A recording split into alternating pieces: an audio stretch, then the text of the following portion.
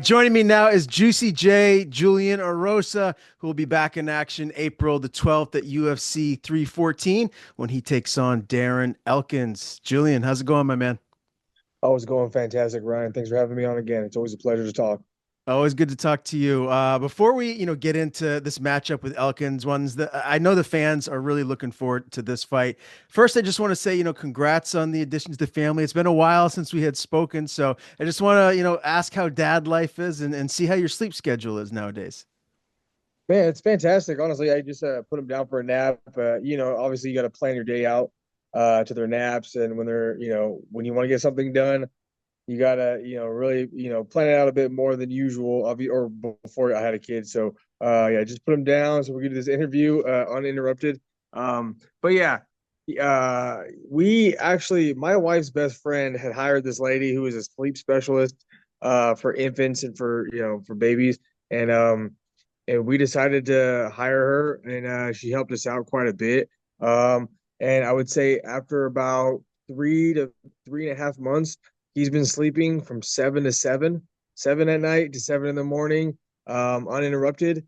And that was probably the best thing that could have happened to us, having a son. And also, that's like the number one thing I would always recommend anybody as a new parent to do, is to really look into that. Because this lady, took all of his, like, his measurements. We emailed her all the measurements, what he was eating, and how much he was eating, and she basically made a schedule of when to feed him, and when to start taking away feeds, and when to elongate certain periods of time. And then by like 3 to 3.5 months, we got it to where it was basically 7 to 7 with no feeds in the middle of the night. And people are always amazed when I tell them that. I'm like, honestly, like, if it wasn't for this lady, like, we're freestyling it. It's like having a kid is the most important thing you can do.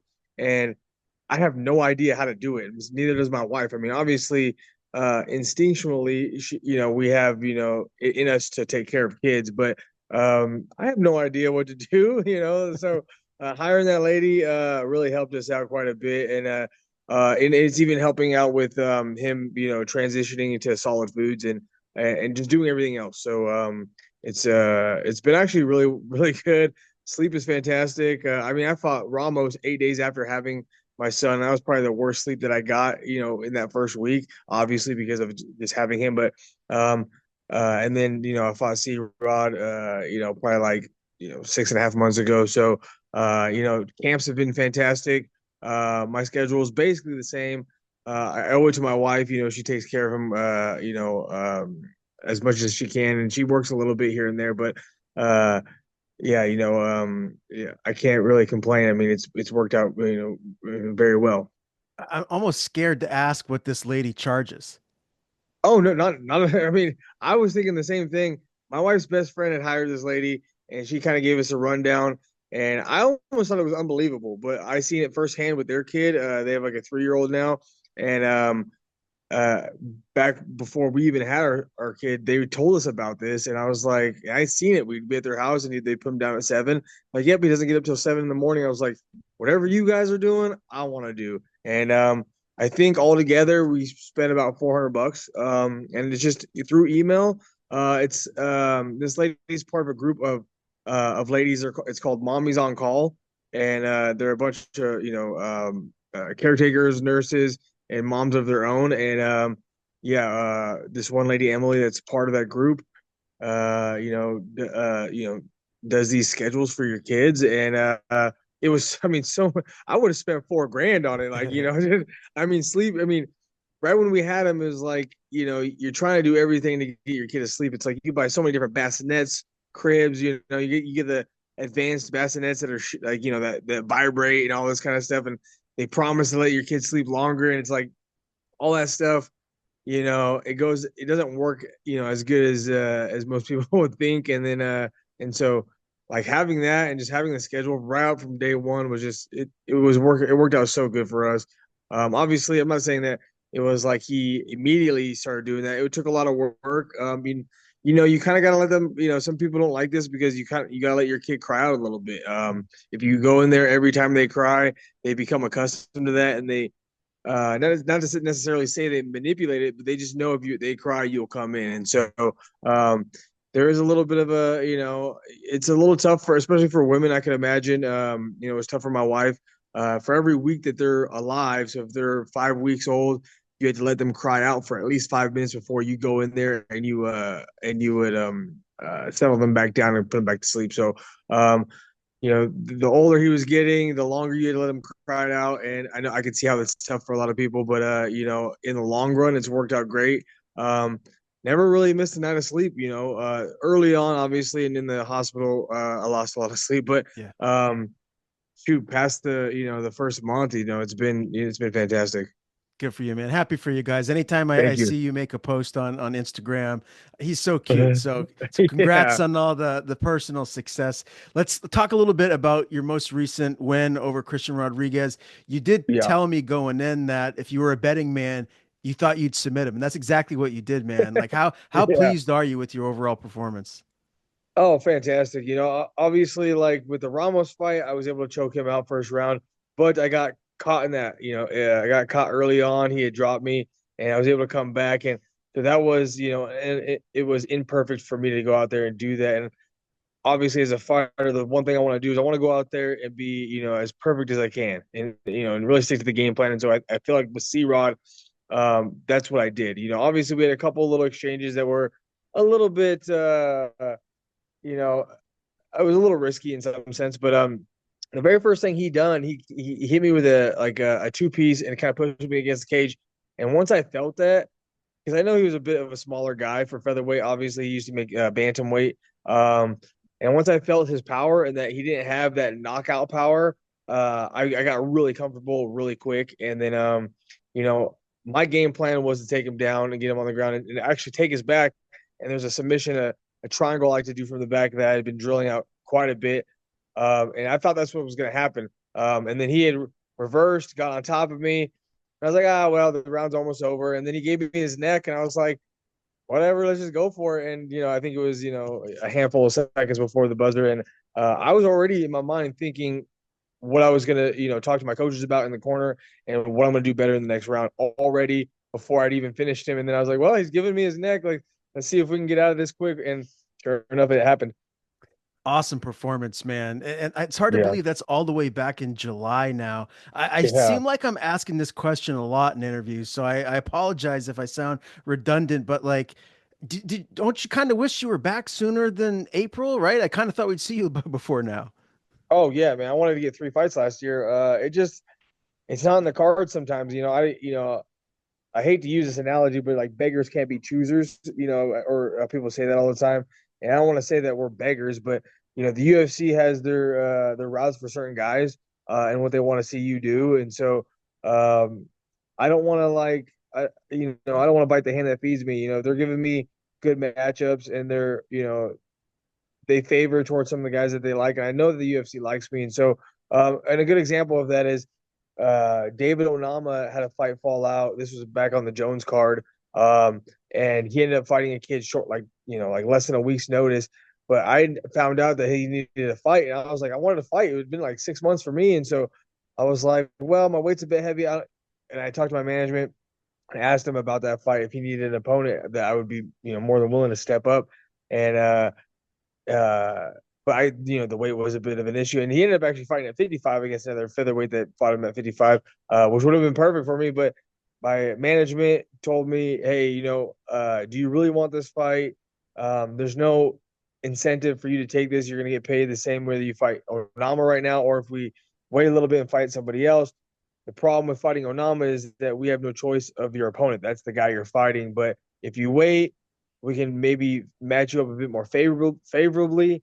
And I was like, sometimes you just have to put that trust into your management and into the UFC. And I had to wait a little bit longer, but he had he had messaged me and asked me about Darren Elkins, and I was like, they did right by me. It was like one of those. I'm like Onama was a guy that I could see myself fighting.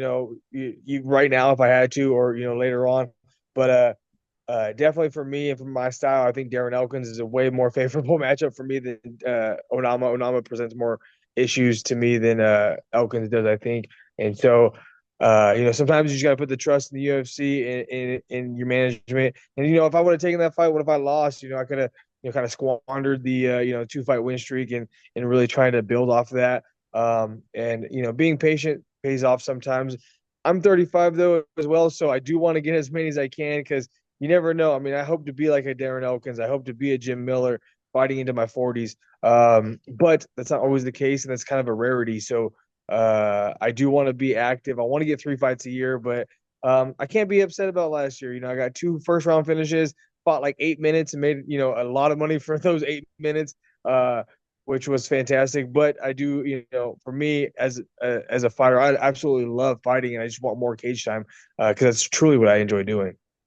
I was looking at Elkin's record, and obviously, Julian, with you getting two guillotine wins in a row, making three in a row, how awesome would that be? The last time he was submitted was all the way back in 2010 by Charles Oliveira.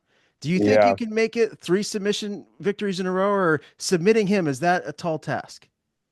Yeah, yeah. Before I got Elkins as my opponent, I was thinking, man, so I have 41 professional fights. The only two guillotines I have on there are my last 2 fights are my guillotines. And it's not that my guillotines just, exponentially better recently. I wasn't as confident in it. I just like to scrap too. So I like to stand on my feet and, bang it out. But I was like, yeah, man, that'd be so crazy if I got 3 guillotines in a row because that would be probably a record in the UFC. If I got 3 guillotines in a row, and especially if it was a 3 first round guillotines in a row, I can't imagine anybody has that. And I don't necessarily think I have many records in being able to reach.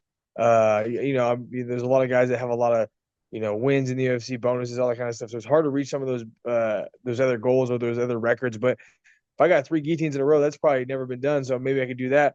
But then they gave me Elkins, and I'm like, to fight Elkins smart, I could jump a guillotine maybe if it's there, but the guy is not a guy that taps, I've talked to a lot of guys who've trained with him in the past, and they like to say, "Oh yeah, Elkins can breathe through his ass or whatever," because the guy just does not tap to chokes. He fights it to the bitter end, and some guys are like that in the gym. There's a couple guys I train with that I don't even try to guillotine them. I don't even try to Dorsey choke them because they're just whatever it is, their build or maybe I just don't, maybe they just don't want to tap or whatever. It's just almost too much work to get the submission. So uh, with Elkins, I think early on, especially, it's going to be more of just defending the takedown and fight, keep the fight on the feet.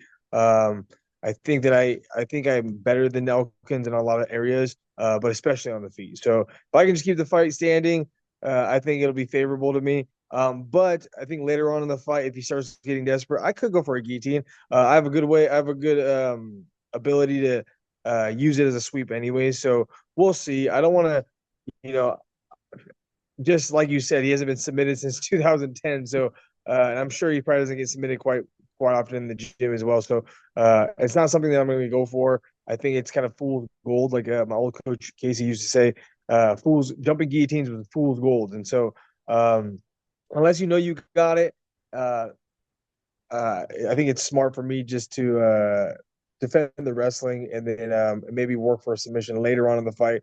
I mean, I'm not as confident as I was with C Rod to submit him. Okay, fair enough. And he's a guy that's known for his durability. So when you heard the matchup and this is who you're facing, I know you pride yourself on your cardio. You do a lot of like 10-mile runs and whatnot. Is this a fight where you're going to be amping up the cardio even more? Yeah, I mean, I think stylistically, it's a pretty simple game plan for me. Um, and honestly, he's not like the toughest opponent I've seen, but I'm taking him more serious than anybody else because cardio is king, man. You see some of the best guys in the world start to fade, and once they get tired, they start making big mistakes. And so for me, I've always been in the mindset of like, if I just don't get tired, I'm not going to make as many mistakes, and I'm not going to be willing to give up in a fight. And so I know Darren has that, but the problem for Darren is that I also have that. I think me and him are both dogs. I mean, it's almost like the me and Steven Peterson when I fought Peterson. He was a dog. I knew he was going to be a dog, and he brought it out of me as well. So I think it's going to be kind of similar. I want to be a bit cleaner in this fight than I was with Peterson because that's where they strive. I think I strive in dogfights as well, but I can keep it cleaner and get the better of them. And I could win, a slightly boring decision from the outside if I wanted to. I think so. I feel like I need to not necessarily dive into wanting to entertain everybody so much, but when that cage door closes, sometimes the game plans go out the window. I mean, I think with you being on this win streak too, like the most important thing, regardless of what the fans want, is to secure the win, right? Yeah, 100%. Exactly. I mean, Okay. like it's there's so much that rides on it. I mean, even behind the scenes, it's like contractually, like C Rod was the first fight of my new contract.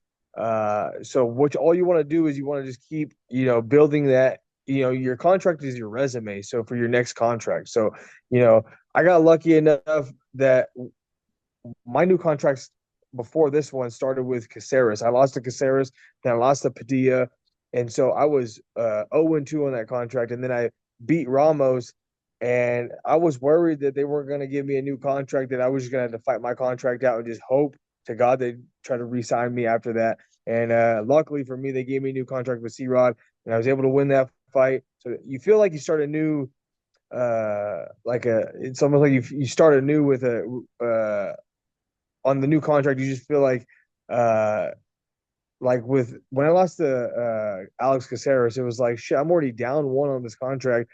Like I'm gonna have to, bring this back. And then I lost again. I was like, man, I got a hole that I can hardly dig myself out of, it felt like. And so getting a win over C Rod, and then if I can get a win over Elkins, then I'm 2-0 on this new contract. And that just helps you out, get another new contract. So that's always kind of the goal.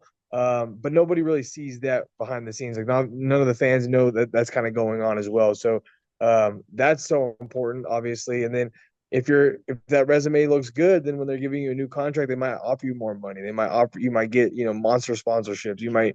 Things might happen. And so it's just super important to get a third win, especially in a row.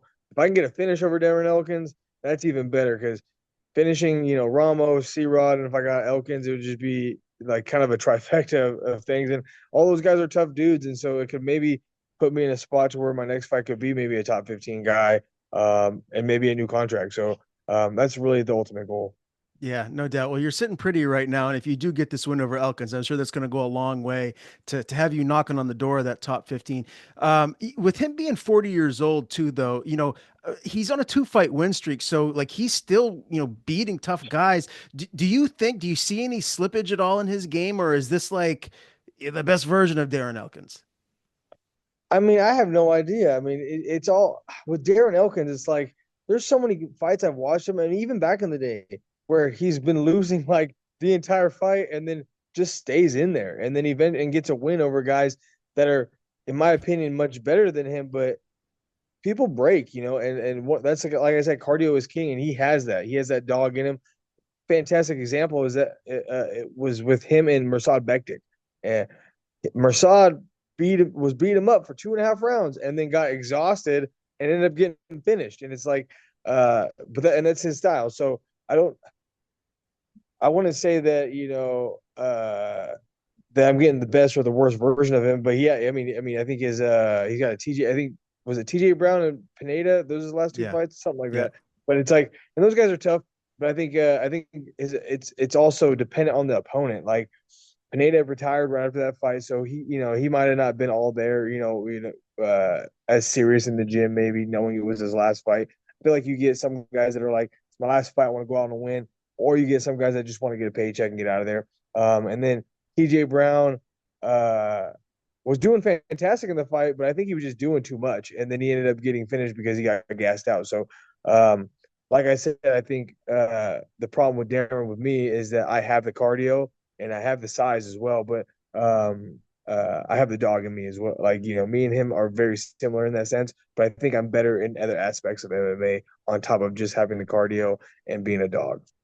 it's going to be a fun fight, man. It's going to be in Miami, Florida. That place is going to be packed, a bunch of celebrities in attendance. How excited are you to be on this event in Miami? Man, I remember when I was fighting a bunch in the Apex, I was like, man, I kind of like the Apex because it's just right down the road. I can come home and all that. But after fighting in Colorado and man, that was just like one of the funnest experiences. Like just going to a new place and really just taking it all in. Like I used to be like, man, all that stuff is kind of trivial, but I don't know, maybe it's because I'm older or whatever, but I really do enjoy kind of just sightseeing, the week of and just kind of killing time with my buddies. Uh, yeah, and then going having a fist fight with my buddies, and then going out that night and enjoying. It's almost like a vacation, being here. Um, being at home every day doesn't necessarily put you in like the fight camp or in the fight week mood. When you're in a different place, you can kind of like, X out all the extra bullshit in your head and just focus on the fight camp and it really or on the fight week, and it really feels like fight week. And Colorado was fantastic. I love Colorado. It's a beautiful place.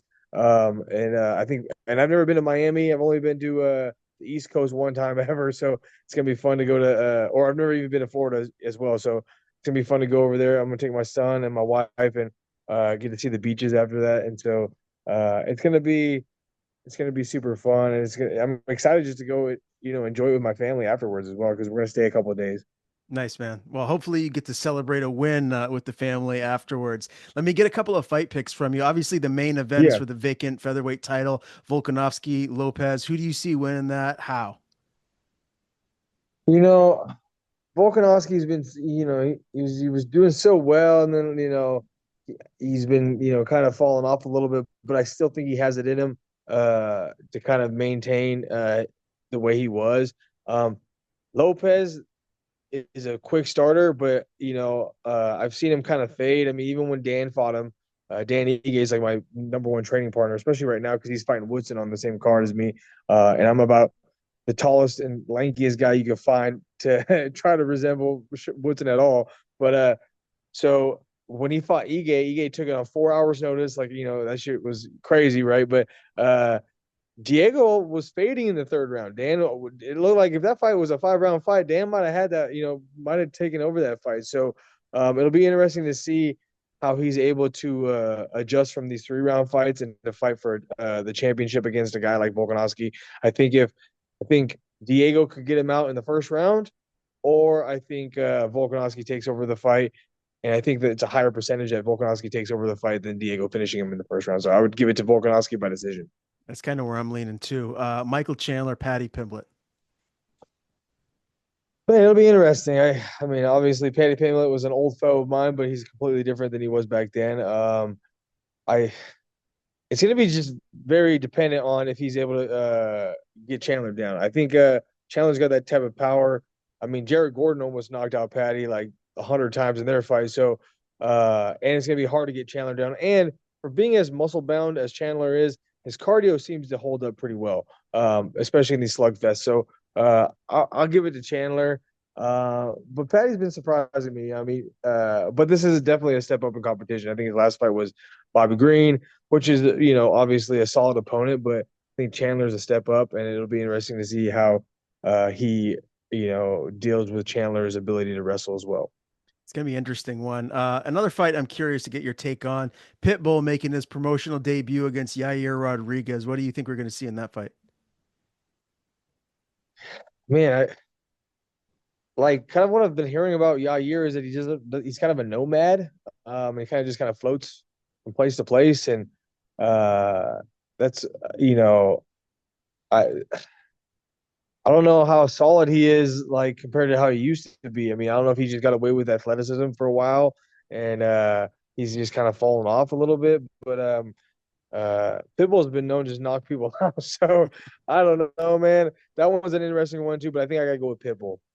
Okay. Well, that's another fight. I mean, this card is loaded top to bottom. I can't wait Yeah. to watch, man. You mentioned Dan Ige being main training partner to help you get ready for Elkins. Anyone else that's giving you good looks to get you ready for Darren? Yeah, I mean we have got Cody Stamen in the gym, and he's a little shorter than Elkins, but similar type of fighting style, and it's in a sense, but has the wrestling background.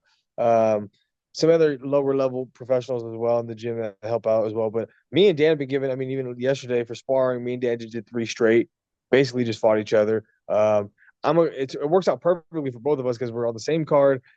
I'm built kind of like Sean Woodson. I could be a little funky, and so I'm helping him. I mean, it's crazy because there's no one really.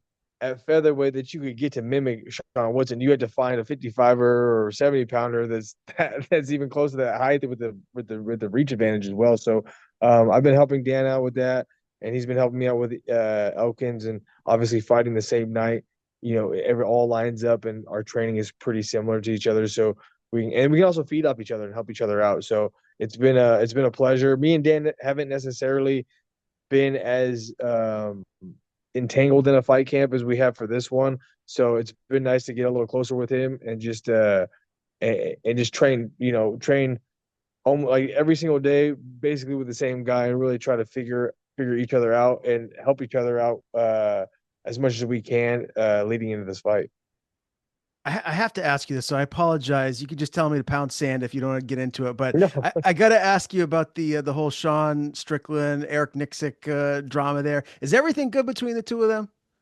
Yeah, I think so. I mean, it's always it's Eric knew that he maybe had crossed the line a little bit, uh, but not necessarily about what he said, but like how he came out and said it, like on a podcast, but also Sean kind of gave kind of ripped into Eric about always being a podcaster or whatever, but he did that while he was making a video in his car, which is basically just a self podcast, talking in his car for minutes. And Sean's always been one of those guys that's been like, be a fucking man, don't be a fucking pussy, kind of, it's like, and I feel like he wasn't necessarily doing that. Like I feel like this whole issue that they were going through was like kind of like two girls like bickering about some bullshit. It's like compared to Sean, because Sean's like always been one of those guys that's just like pick yourself up by your bootstraps, like don't get offended, this and that. And so it was a little surprising to see this kind of unfold because I figured just Sean was just wouldn't have given a shit. He'd be like, oh, whatever Eric said what he's gonna say. He's still my coach. I still love him. And but I think they talked it out. It's all good now. I mean, obviously, Sean's main training partners are at Extreme. He trains there, and Eric's obviously the number one coach there too. So they're gonna cross paths, and it's easier just to just bury the hatchet. Especially I feel like it was so like such a trivial thing. Like it wasn't like I don't think anybody said anything that was untrue. They just, I think they said I think Eric just went about it, even in his own opinion, kind of the wrong way. Instead of talking to Sean personally, he said it on a podcast. I think that's why Sean was upset. But I think it's a lot smaller than people make it out to be. And I think too, like after a title fight, emotions are always running higher, right? For Oh both yeah, guys, for the athlete, for the coach. I mean, and this being the second time he lost to Drickus, I'm sure there yeah, was a lot of frustrations on both ends.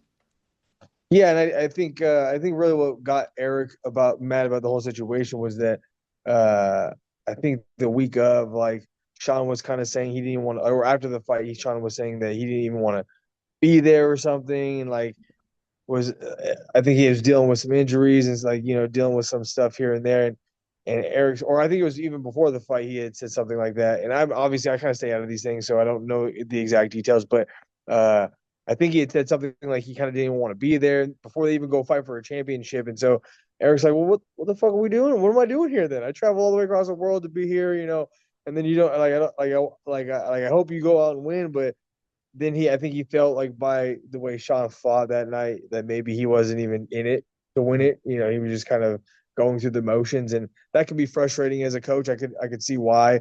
Um, but like I said, it's just they buried the hatchet. Everything's all good. I mean, Sean's been in the gym plenty of times, and I think he's just kind of taking a little bit of a break and before his next fight or in his next fight camp. So, but everything's all good, man. Sounds That good. kind of shit always happens. I mean, fucking Strickland and Chris Curtis fucking want to beat each other up every fucking other day and they're best friends. It's like these things happen. Uh, it's so weird because fighters never usually do that. Like me, I've never gotten into it with any of my training partners. Like everybody's like my best friends. I love these guys. I mean, obviously we have a little bit of things, maybe disagreements, but I'm never getting into these kind of situations with people. I don't know. Maybe different personalities clash differently. Yeah, that were very well could be, but you seem like a real chill guy too. A little bit of a different personality than Sean Strickland, if I'm Yeah, guessing yeah. myself. I'm sorry. Go ahead. Oh no, nothing, nothing. Okay. Last thing before we get you out of here today, Julian, just to circle back to Elkins, right? Like, Yeah. if you had to give me like your honest assessment of how this fight is going to play out, like, what do you think is the most likely outcome? I think I mean I can see it going to the decision, but I also I'm really confident in knocking him out. I mean, they call him the damage for a reason. I think he's taking a lot of damage. I think he has a lot of openings for me. A lot of front kick stuff, a lot of elbow stuff. I do think I could catch him with a kick upside the head, but he's a tough dude, so who knows? Maybe I ding one off his head and just looks at me like what. So I hope I'm able to the ones that I do land. I hope they have enough power behind them. I'm hoping to maybe get out of there like Cub Swanson did with him, really quick and a straight right down the pipe and then a spinning back kick. Not specifically in that order or anything, but I think I can catch him with a shin or a foot to the face. Can't wait to see you back in there, my man. As always, Julian, I appreciate your time. One of my favorite guys to talk to. Hopefully, you get this win, man, and you keep moving up towards that top 15. Before we do sign off, as always, I want to give you the floor. If you have anyone you want to thank, any sponsors, anything like that, the floor is yours. Yeah, man. Obviously, all my fans out there, all the GTJ fans, but most importantly, my wife and my son, man. Those are like it's such a crazy thing. Like people you don't understand until you understand, right? Like when you have a kid, it's like you become a completely different person. And for me, it's like it makes everything else seem a bit smaller, but it's made me able to focus on certain things a bit differently. And so he's been my number one motivation. Like before I had my son, it was like uh I was such a like optimist, kind of optimistic, but just like if whatever happens, happens. But now I'm just so focused and dialed in that like I don't want to lose. Before it was like, well, if that happens, it happens. Just take the pressure off. But now I'm just like so like it's such a different feeling. It's so hard to explain. But yeah, I mean, most importantly, I got to thank my wife for letting me be able to train the way I am and being kind of gone day in and day out to get me ready for this fight. But also my management, the UFC, all my training partners, my coaches, and thank you, Ryan, for having me on again.